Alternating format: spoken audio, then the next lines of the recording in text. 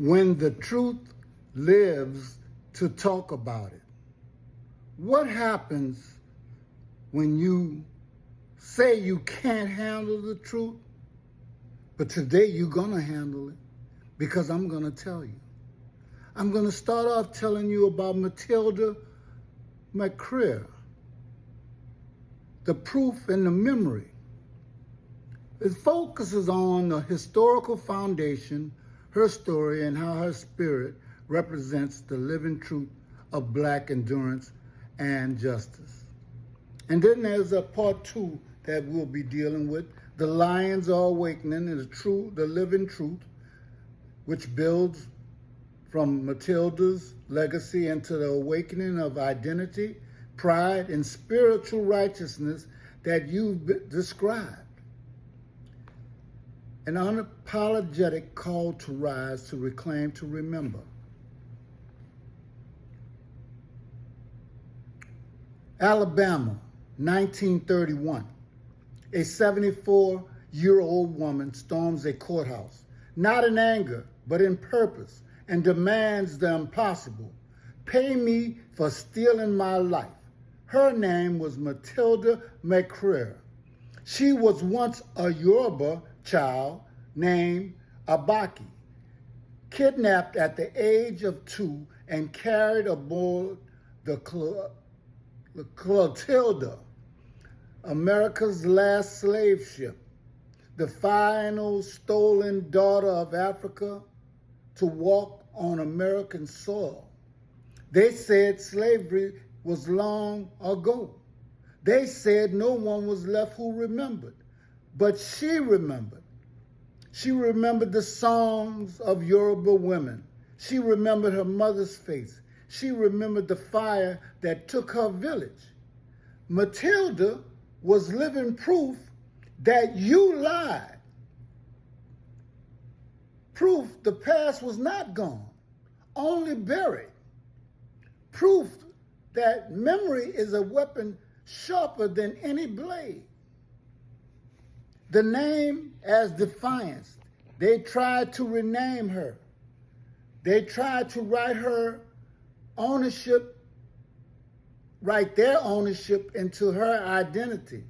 But she mocked them, calling herself Matilda McCreary, a twisted echo of her enslaver's name, Memorable Craig, and where they told her to sign her name with an X, she left the space blank. In that blank space lived rebellion. In that silence, she shouted, "I will not be owned again." So she filed a lawsuit for justice. In 1931, Matilda filed a lawsuit demanding reparations, $100,000, nearly $2 million today. She asked not for sympathy, but for justice, for the payment of a debt America still owes. The judge dismissed her claim, but before they buried her case, the newspapers printed her story. And the nation was forced to look into the eyes of the last enslaved child and see that slavery had not yet died.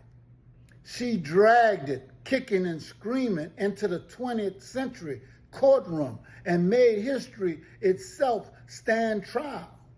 The erasure and the resurrection. After her death, her story vanished again, like so many others. Her photo filed away as a troublemaker in the police department's no-name game. Her lawsuit ignored. Her legacy erased until her great-grandson found her image decades later.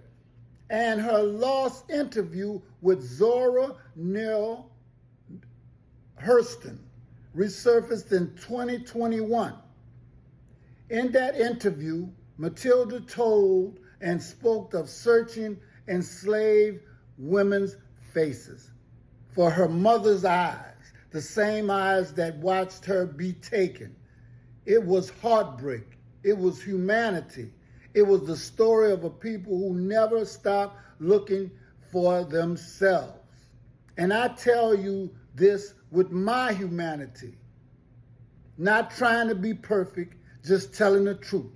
Now, that rediscovered interview is called the Rosetta Stone of slave narratives, because through her words, we understand the code of survival. That memory is the bridge between pain and purpose. Matilda's message to us. She lived to tell the story and the truth of slavery. She was that truth. She outlived her captors, her oppressors, her erasers, and now we, her descendants, her inheritors, are the secondary truth. Her memory lives through us, but her mission remains unfinished because she did not just want remembrance, she wanted a reckoning. And so we must carry her fire forward, not as victims of history, but as witnesses to endurance, as proof that you can chain a body, but you can never chain a spirit. Her story was not the end. It was the beginning of our awakenings, okay? A beginning of our awakening to the truth. Part 1. Look for part 2 immediately following.